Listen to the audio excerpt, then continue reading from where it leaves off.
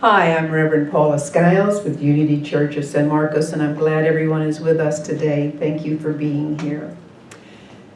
This morning, I was wanting to start with a little parable for our service. You know, Jesus was always teaching in parables, right? Okay, so two men see each other on opposite sides of a river, and one of them shouts to the other, "I need you to help me to get to the other side." The other person replies, "You're already on the other side." Yes. So along this idea, you know, I think that a lot of those pithy one-liners that Jesus taught were kind of like that for that what I just shared were for his people. I think they were like little I got it. Little ahas. Yeah. So along this idea, imagine, if you can, being out in the hill country of Texas, right? Many of us have done that, taken a walk in the woods, so to speak.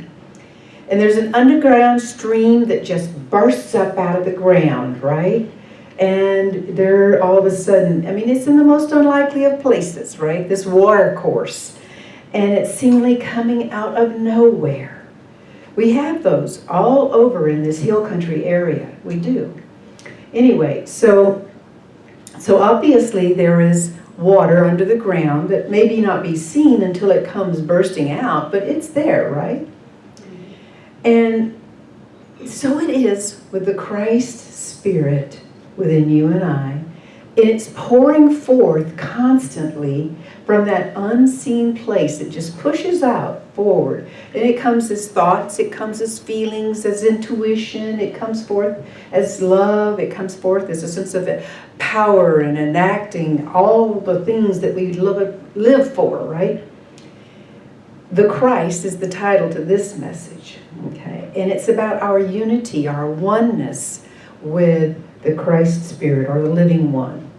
So according to perception of that one person on one side, the person who was asking for help was already on the other side, right? That person's perception, right? Our soul is the unseen stream flowing underneath and that comes forward at times for us, and we can see it. It goes throughout our whole being, and we are already on the other side, so to speak. We are already one with Spirit. It is our awareness in our mind that we need to catch up, so to speak. So we often affirm this truth, right? There's only one presence and one power. Anyone remember that statement? I think we do. God, the good. And we've affirmed this sometimes throughout years, right? And yet somehow we still find ourselves seemingly overcome through a reality of problems, right? Or situations or people. This sixth of 6 messages of the Walkabout with Christ that I am offering is about beholding divine ideas of the Eternal One. Biblically, behold means be sure to see. And it entails more than just taking a look. So let us be sure to see the source or fount from which our movement, the unity movement, flows. Unity beliefs are based on you and I beholding just that. Oneness, unity, wholeness, okay? Monism. Knowing and experiencing we are already one with the one. When you look at yourself, what do you see? Ooh, yes. When you look at yourself, what do you see?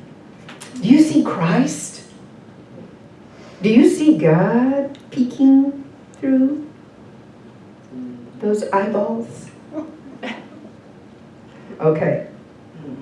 In Genesis, when God began to create the heavens and the earth, God said, "Let there be," and there was life brought forth, including human in the image and likeness of the divine. And God said it was good. And that's a note here. Nowhere in the Bible does God come back and say, it ain't good. Mm-mm. So you and I are good. Keep that in mind. There is within you and me an innate image that is ever speaking, let there be an expansion of our capacity to be flowing throughout our whole life, one with Spirit. An ancient mystic, Meister Eckhart, had this great idea of the Christ in the 1300s, which was really, almost unheard of back then, because everything was very regimented in the Christian faith, right? But his idea of the unity relationship of God and humans, he said, God never begot but one Son, but the eternal is forever begetting the only begotten. Now, I get this may be a revelation to some of you, and it can even be a disturbing thought for some of us. Could you say that again? Yes, I can. God never begot but one Son, but the eternal is forever begetting the only begotten.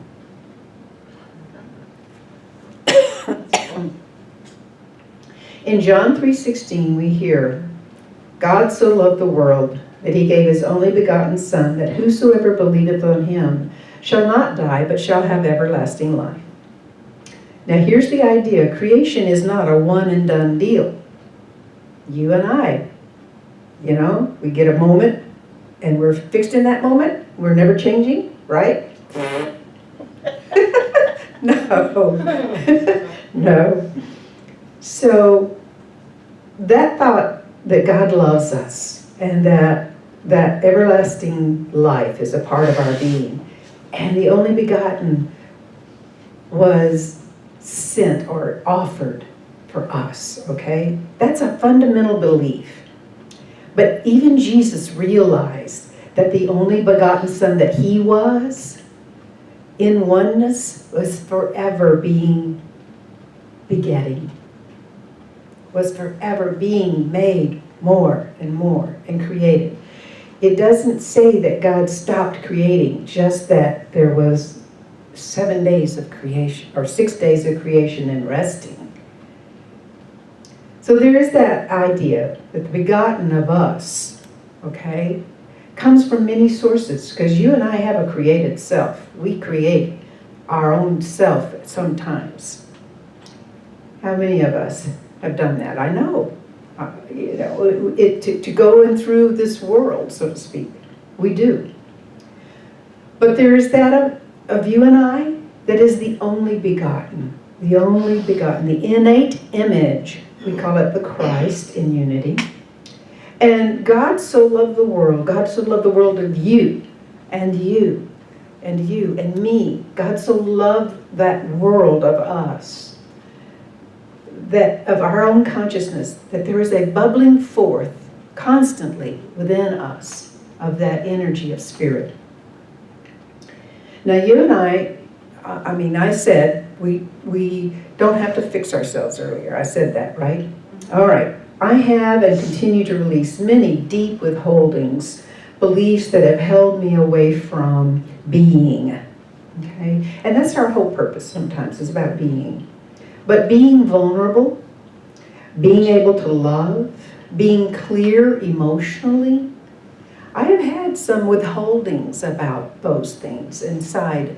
And I used to tend to try and fix myself, and I was busy with that, really busy, because there was a lot to fix. But at points, I have also opened to a unity consciousness in my meditative states, right?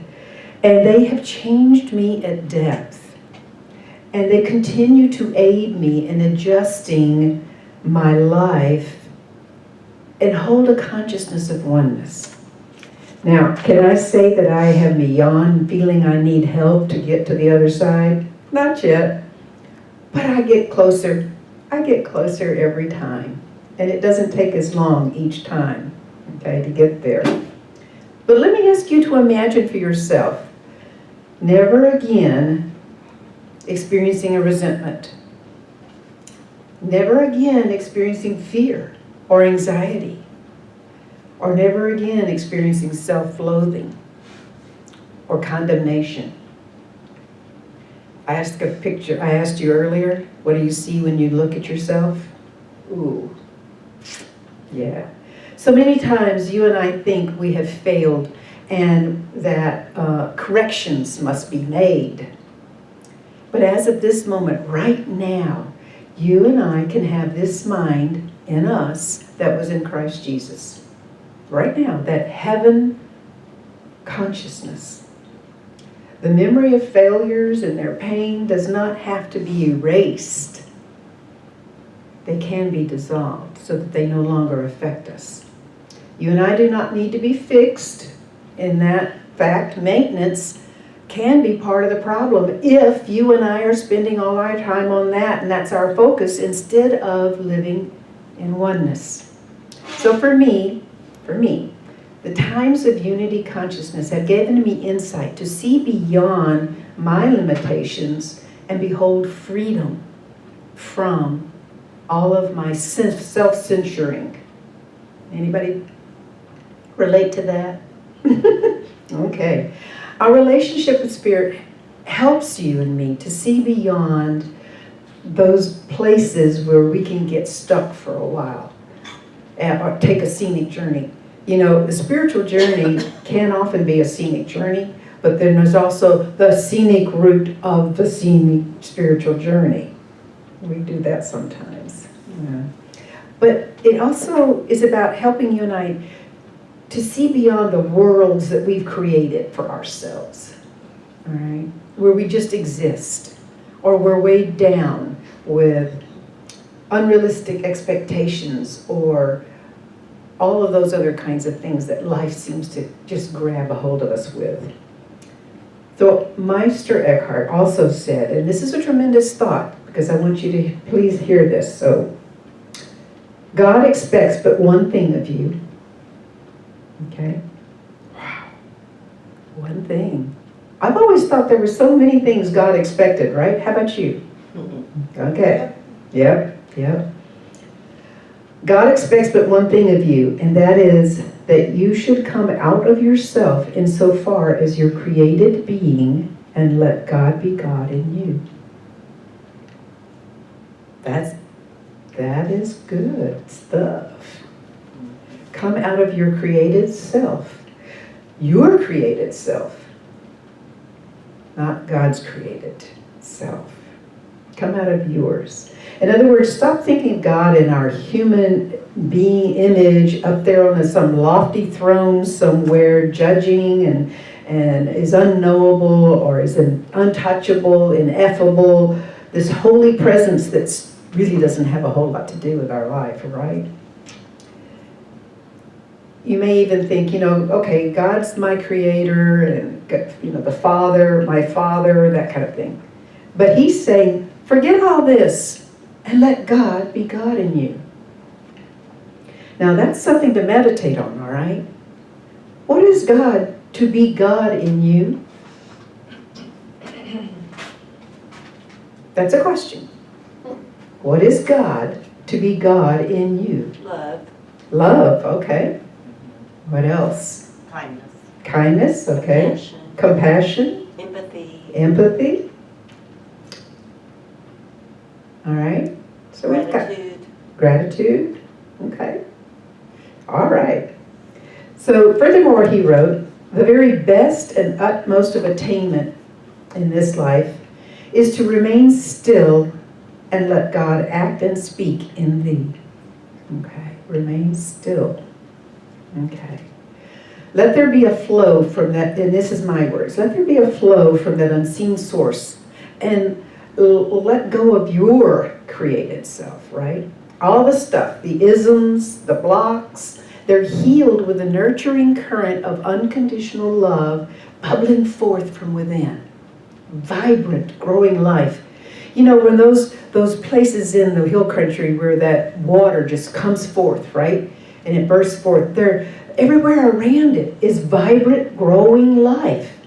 Okay? It's the same thing for us. As you and I recognize and get connected or feel or travel with or be recognizing that that spirit or flow of energy is spirit in us, that what is ours to do will come to mind. And remember, most of it is done by the living presence within us. All the work. Yeah. Jesus said, the Father that dwells in me, he does the works. Okay.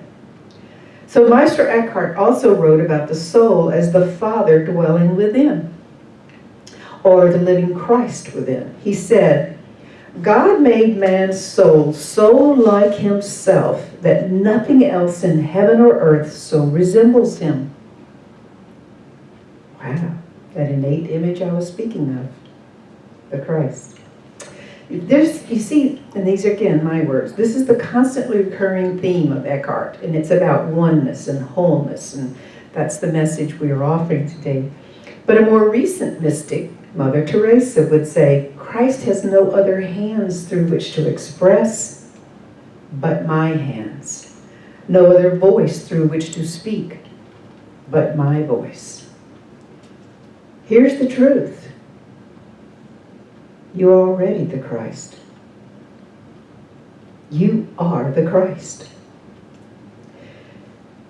And in Mysteries of John, from Charles Fillmore, one of our co-founders, he said, when one is in a mixed state of consciousness, there is always dissension and questioning within us.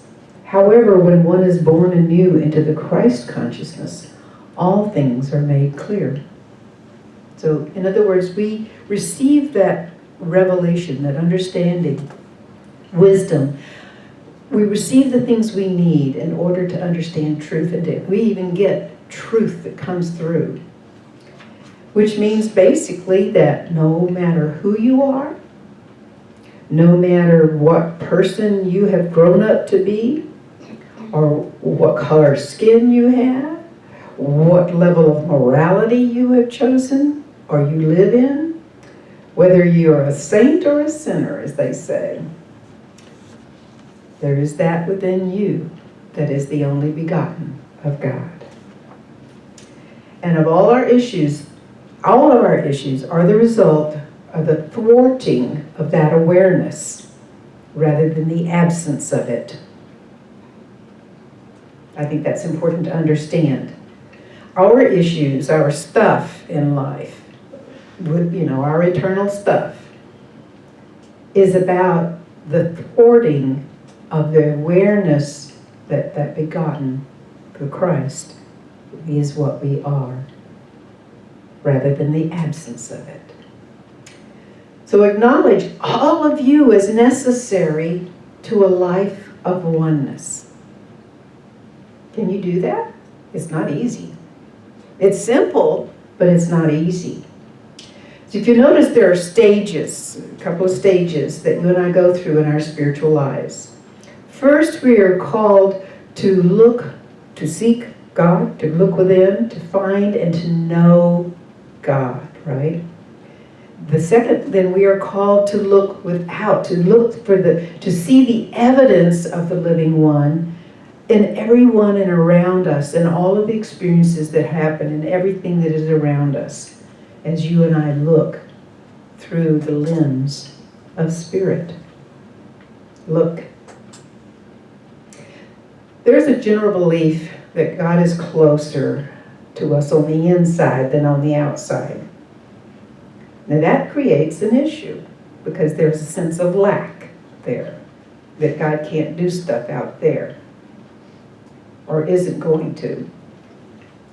My prayer for you is that you find that God is everywhere. Everywhere. Spirit is in the without as much as in within. Every mystery that presents itself in our lives, frustration, anger, fear, lack, limitation, depression, illness, all of these things, anything that causes a need for you and I to have our essence stand forth, our essence, that Christ Spirit, reveals that inner Christ light. Everything. It's meant to draw it forward, and it does. So having some patience with ourselves is really important. The directions we receive, the events and the people, Jesus said, even as a little child, right? And that's how you and I can hold a perception of ourselves as a little child who's still learning to find the presence in the routine of life. There was on Facebook this quote I like from Jeff Brown. He said, "I look forward to the day when we can meet one another in our true nakedness, stripped free of unresolved emotions, pain-induced projections, the distortions of duality. For too long we have been on opposite sides of the river, the bridge between our hearts washed away by a flood of pain. But the time has come to construct a new bridge, one that comes into being with each step that we take, one that is fortified with benevolent intentions and authentic self-revealing.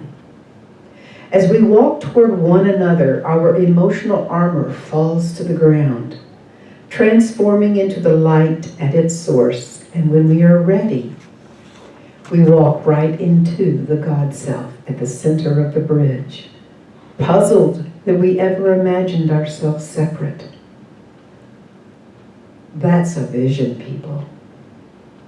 My angel today that was with me is vision, so I'm telling you, I like that vision. Join me. We'll hold it. So I behold the Christ in you. There's a beautiful saying from people in India. It's namaste. And it essentially means, I behold the Christ in you that is within me. Our Bible could be read as notes from yourself, your Christ self, as a guide to living and being the glorious, shining being you and I are. Each story and each character representing some aspect of our own spiritual awakening. May your journey be a walkabout into oneness and unity. This is the culmination of the series Walkabout with Christ that Jesus shows us. This I behold for each of us. Let there be an honoring of our maverick spirit that reveals a new way of looking at our world. Let there be an openness within ourselves to the miracle-working power of the Christ Spirit. And let there be health as you and I become the healer through our faith. Let there be willingness to learn from our inner teacher, the Holy Spirit. And let there be unity as you and I become the mystic at one with the living one. 6 days and 6 services. And on the 7th, we rest. Through our own walkabout, let us embrace and embody our true nature, the Christ. May your walkabout with Christ reveal the truth. The Christ is who you came here to be. Get on with it. I love you. God bless you.